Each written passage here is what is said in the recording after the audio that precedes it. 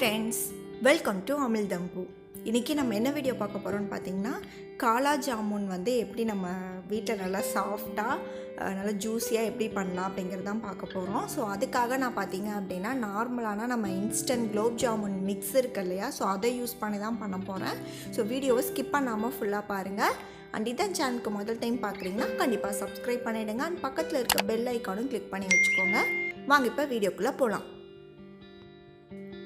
காலா ஜாமுன் பண்ணுறதுக்கு நான் சொன்ன மாதிரி ஆச்சி பிராண்டோட குலோப் ஜாமுன் மிக்ஸு தான் எடுத்திருக்கேன். ஸோ நீங்கள் ஆச்சி பிராண்டுன்ட்டு இல்லை, நீங்கள் எந்த பிராண்டு மிக்ஸுனாலுமே யூஸ் பண்ணிக்கலாம். நான் இன்றைக்கி ஆச்சி பிராண்டு எடுத்திருக்கேன். ஸோ ஒரு பேக்கெட் வச்சு தான் பண்ண போகிறேன். ஒரு மிக்சிங் பவுலில் இந்த மாதிரி இல்லை, ஒரு பிளேட்லேயோ பார்த்தீங்க அப்படின்னா நம்ம அந்த ஜாமுன் மிக்ஸை சேர்த்துக்கலாம். ஸோ ஜாமுன் மிக்ஸ் எப்பவுமே கொஞ்சம் கட்டியாக இருக்க மாதிரி தான் இருக்கும். ஸோ பிளேட்டில் சேர்த்துட்டு கையை வச்சு நல்லா ஒரு தடவை மாவை நல்லா உதிர்த்து விட்டுருங்க. உதிர்த்ததுக்கு அப்புறமா இதை பால் சேர்த்தும் நல்லா பிசையலாம், இல்லை நார்மல் தண்ணி சேர்த்தும் பிசையலாம். உங்களுக்கு எது வேணுமோ நீங்கள் அதை யூஸ் பண்ணிக்கோங்க. நான் இன்றைக்கி நார்மல் தண்ணி வச்சு தான் இதை பிசைய போகிறேன். நீங்கள் அதுக்கு பதிலாக பாலும் நான் சொன்ன மாதிரி சேர்த்து பிசைஞ்சிக்கலாம். ரெண்டுமே நல்லா சாஃப்டாக தான் நமக்கு வரும். ஸோ ரொம்ப அழுத்தி பிசையக்கூடாது. நம்ம விரல்கள்லேயே நல்லா மாவை நல்லா சாஃப்டாக பிசைஞ்சு எடுத்துக்கலாம். ஸோ கொஞ்சம் கொஞ்சமாக தண்ணி சேர்த்துக்கோங்க. நீங்கள் தண்ணியோ பாலை எது சேர்த்தாலுமே கொஞ்சம் கொஞ்சமாக சேர்த்து பிசைஞ்சுக்கோங்க. ஒரு அரை கப் அரை டம்ளர் அந்த அளவுக்கு தான் நமக்கு தேவைப்படும். ஸோ ஒரே அடியாக நிறைய சேர்த்துடாதீங்க, ரொம்ப கொலன்னு ஆகிடும். ஸோ கொஞ்சம் கொஞ்சமாக தண்ணி சேர்த்து நல்லா பிசைஞ்சிங்க அப்படின்னா நல்லா சாஃப்டான மாவாக நமக்கு கிடைக்கும்.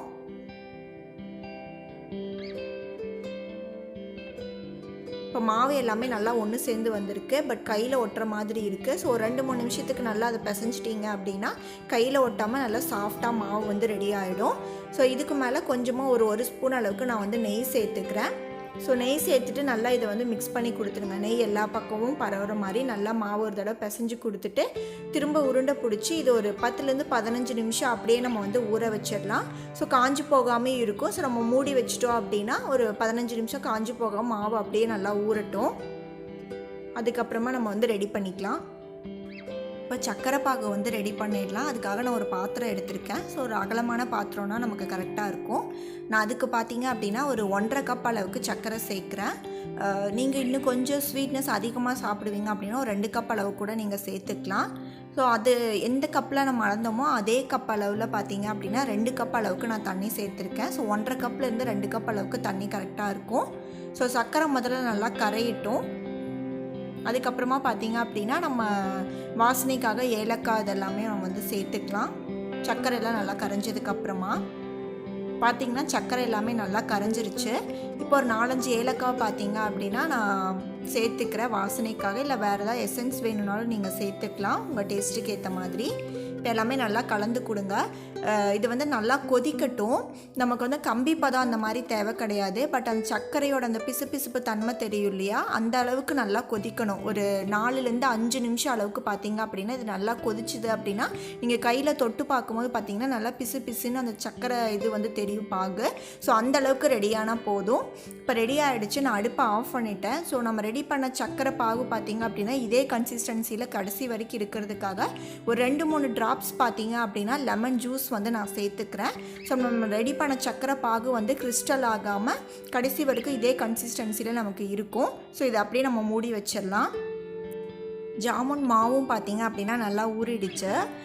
அதுக்காக பார்த்தீங்க அப்படின்னா நான் கொஞ்சம் நட்ஸும் கட் பண்ணி வச்சுருக்கேன். பாதாம், பிஸ்தா, முந்திரி எல்லாமே குட்டி குட்டியாக மிக்ஸ் பண்ணி கட் பண்ணி வச்சுருக்கேன். கொஞ்சமாக ஃபுட் கலரும் எடுத்து வச்சுருக்கேன். இப்போ நம்ம பிணைஞ்சி வச்சுருக்க மாவுலேருந்து ஒரு 1/4 பங்கு மட்டும் நம்ம தனியாக பிரித்து ஸ்டஃபிங்காக எடுத்துக்கலாம். நீங்கள் ஃபுட் கலரும் யூஸ் பண்ணலாம். அப்படி இல்லை அப்படின்னா உங்கள்கிட்ட குங்குமப்பூ இருந்துச்சுன்னா பாலில் கலந்துட்டு நீங்கள் ஃபுட் கலருக்கு பதிலாக அதை யூஸ் பண்ணிக்கலாம் நேச்சுரல் கலராக. என்கிட்ட இல்லாதனால நான் இன்றைக்கி ஃபுட் கலர் எடுத்திருக்கேன். ஸோ நீங்கள் எந்த கலர்னாலும் சேர்த்துக்கலாம். ஸோ கொஞ்சமாக உங்களுக்கு எந்த அளவுக்கு ஃபுட் கலர் தேவைப்படுதோ அதை சேர்த்துட்டு கட் பண்ணி வச்சுருக்க நட்ஸ் எல்லாத்தையுமே நான் சேர்த்துக்கிறேன். ஸோ சேர்த்துட்டு நல்லா மிக்ஸ் பண்ணி கொடுங்க. எல்லாமே ஒன்றா நல்லா மிக்ஸ் ஆகணும். அந்த நட்ஸு, மாவு, ஃபுட் கலர் எல்லாமே ஈவனாக மிக்ஸ் ஆகி நம்ம ஒரு பால் மாதிரி உருட்டி எடுத்துக்கலாம். இப்போ பார்த்தீங்கன்னா ரெடி ஆகிடுச்சு. இப்போ நம்ம ரெடி பண்ணி வச்சுருக்கோம் இல்லையா, அந்த ஃபுட் கலர் வச்ச மாவு, அதை வந்து நம்ம குட்டி குட்டி பாலாக ஸ்டஃபிங்க்கு ஏற்ற மாதிரி குட்டி குட்டி பாலாக உருட்டி வச்சுக்கலாம். ஸோ அது வந்து கிராக்கெல்லாம் இல்லாமல் வெடிப்பு வராமல் நம்ம நல்லா உருட்டி எடுக்கிறதுக்காக பார்த்திங்கன்னா நெய் வந்து வச்சுருக்கேன். ஸோ நெய் வந்து கொஞ்சம் கையில் தடவிட்டு நல்லா இந்த மாதிரி நம்ம உருட்டி எடுத்துக்கிட்டோம் அப்படின்னா வெடிப்பெல்லாம் இல்லாமல் மாவு வந்து நமக்கு நல்லா வரும். ஸோ இதே மாதிரி எல்லா பாலையுமே பார்த்திங்க அப்படின்னா நான் உருட்டி வச்சுட்டேன். ஒரு 11 பால் கிட்ட ஸ்டஃபிங் வந்து ரெடி பண்ணியிருக்கேன். ஸோ அதே அளவுக்கு பார்த்திங்க அப்படின்னா காலா ஜாமுன் நம்ம பண்ண போகிறோம் இல்லையா, ஸோ அந்த மாவும் வந்து 11 வந்து நம்ம பிரிச்சுக்கலாம். ஸோ முதல்ல நான் குட்டி குட்டியாக வந்து பிரித்து வச்சுட்டு அதுக்கப்புறம் நம்ம எந்த ஷேப்பில் வேணுமோ அதுக்கேற்ற மாதிரி நம்ம உருண்டை பிடிச்சிக்கலாம்.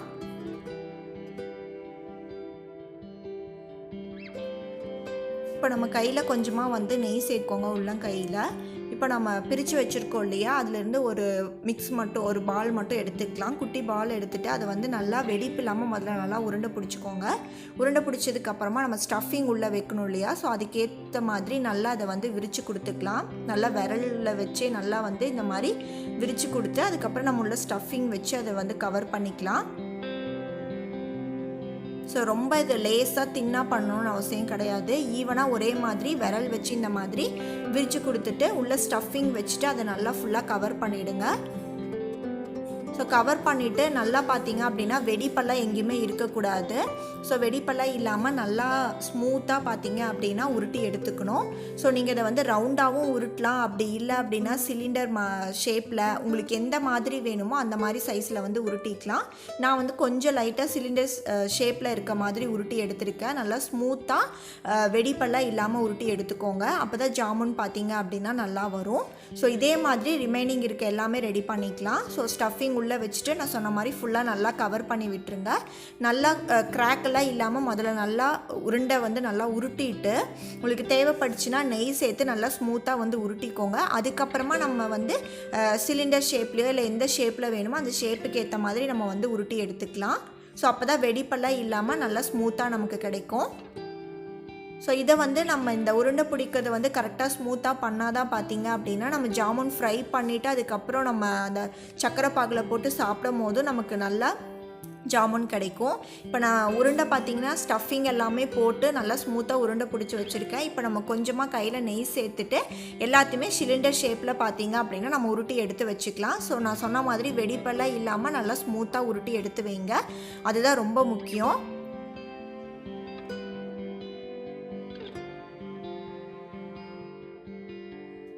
எல்லா ஜாமுனுமே பார்த்திங்கன்னா உருட்டி எடுத்தாச்சு. இப்போ நம்ம வந்து இது எல்லாத்தையுமே ஃப்ரை பண்ணி எடுத்துக்கலாம். ஃப்ரை பண்ணுறதுக்காக அடுப்பில் கடாய் வச்சுருக்கேன். சூடானதுமே நம்ம வந்து ஆயில் சேர்த்துக்கலாம். ஆயில் அப்படி இல்லைனா நெய் சேர்த்து எது வேணுமோ உங்களுக்கு அது சேர்த்து நீங்கள் ஃப்ரை பண்ணிக்கலாம். நான் இன்றைக்கி ஆயில் தான் சேர்த்துருக்கேன். சேர்த்துட்டு ஆயில் வந்து ரொம்ப ஹீட் ஆகக்கூடாது. ஒரு மீடியமாக ஹீட் ஆனதுமே பார்த்திங்கன்னா அடுப்பை ஃபுல்லாக லோ ஹீட்டில் வச்சுக்கோங்க. நம்ம ரெடி பண்ண எல்லா ஜாமுனும் ஃப்ரை ஆகிற வரைக்கும் அடுப்பு லோ ஹீட்லேயே இருக்கட்டும். ஸோ இப்போ நம்ம ரெடி பண்ண ஜாமுன்னு பார்த்திங்கன்னா ஒரே அடியாக நிறைய சேர்க்க வேண்டாம். ஒரு 3 இல்லை 4 பீஸ் ஜாமுன் மட்டும் சேர்த்து நம்ம பொறுமையாக இதை வந்து குக் பண்ணி எடுத்துக்கலாம். அடுப்பு ஃபுல்லாக லோ ஹீட்லேயே வச்சுக்கோங்க. ரொம்ப ஆயில் வந்து ஹீட் ஆச்சுன்னா கலர் உடனே சேஞ்ச் ஆகிடும், உள்ளே வந்து குக் ஆகாமல் போயிடும். ஸோ இந்த மாதிரி ஒரு கரண்டியோ இல்லை சின்ன ஸ்பூனோ உங்களுக்கு வந்து எது கம்ஃபர்டபுளாக இருக்கோ அதை வச்சுட்டு நல்லா அந்த எண்ணெயை நல்லா சுற்றிகிட்டே இருந்தீங்க இல்லை மேலே எடுத்து விட்டுக்கிட்டே இருந்தீங்க அப்படின்னா அது ஈவனாக பார்த்திங்கன்னா ஒரே மாதிரி நமக்கு கலர் வந்து ஒரே மாதிரி கிடச்சி அது வந்து குக்காகி வரும். நார்மலாக ஜாமுன் குக் ஆகிறதுக்கும் இந்த காலா ஜாமுன் குக் ஆகிறதுக்கும் கொஞ்சம் டைம் வந்து எடுக்கும். ஸோ நார்மலாக ஜாமுன் பார்த்திங்க அப்படின்னா நம்ம ஒரு கோல்டன் கலர் வந்ததுமே எடுத்துருவோம். இந்த காலா ஜாமுன் பார்த்திங்க அப்படின்னா இன்னும் அதை விட நல்லா டார்க் கலராக வரணும். ஸோ அது வரைக்கும் நம்ம குக் பண்ணணும். ஸோ பொறுமையாக பார்த்தீங்க அப்படின்னா ஒரே மாதிரி நம்ம நல்லா இதை வந்து திருப்பி விட்டு ஆயிலை நல்லா சுற்றி விட்டுக்கிட்டே எடுத்து விட்டுக்கிட்டே இருந்தோம் அப்படின்னா ஒரே மாதிரி ஈவனாக நமக்கு டார்க் கலராக பார்த்தீங்கன்னா காலா ஜாமுன் ரெடி ஆகிடும். ஸோ அதை எடுத்ததுமே சுகர் சிரப்பில் வந்து போட வேண்டாம், பேப்பர் பிளேட்டில் வந்து வச்சுடுங்க. ஆயிலெலாம் கொஞ்சம் போனதுக்கப்புறமா நம்ம சுகர் சிரப்பில் வந்து போட்டுக்கலாம். இப்போ அடுத்த பேட்ச் ஜாமுனும் வந்து நான் சேர்த்துருக்கேன்.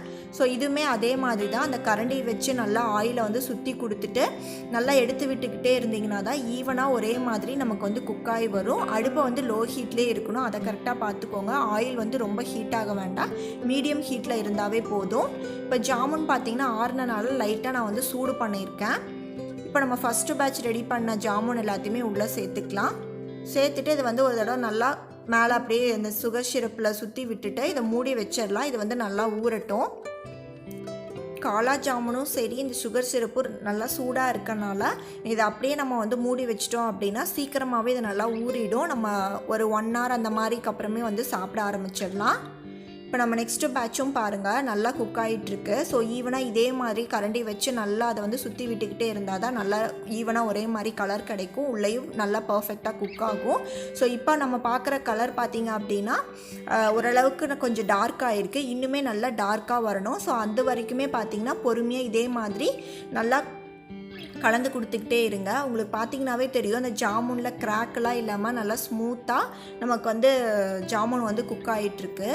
ஸோ கரெக்டாக நம்ம உருண்டை பிடிச்சோம் அப்படின்னா நம்ம ஜாமுனும் பார்த்திங்கன்னா வெடிப்பெல்லாம் இல்லாமல் நல்லா பர்ஃபெக்டாக வந்து ரெடி ஆகும்.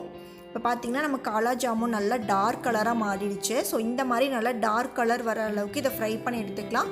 கரிஞ்சு போகக்கூடாது, கலர் மட்டும் தான் நமக்கு டார்க்காக வரணும். ஸோ அதை வந்து கரெக்டாக பார்த்துக்கோங்க. இப்போ ஆயிலிருந்து எடுத்துகிட்டு நம்ம பேப்பர் பிளேட்டில் வச்சுட்டு அதுக்கப்புறமா சுகர் சிரப்பில் வந்து சேர்த்துக்கலாம்.